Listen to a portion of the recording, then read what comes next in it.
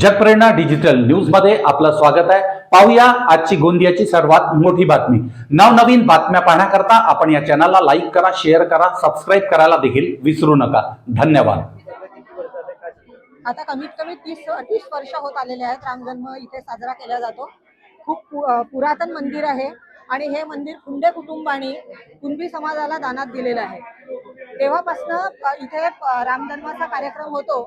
आधी 12 वाजेपर्यंत रामायण होतं, 12 वाजता रामजन्म होतो आणि त्याच्यानंतर 2 वाजता इथून शोभायात्रा काढली जाते।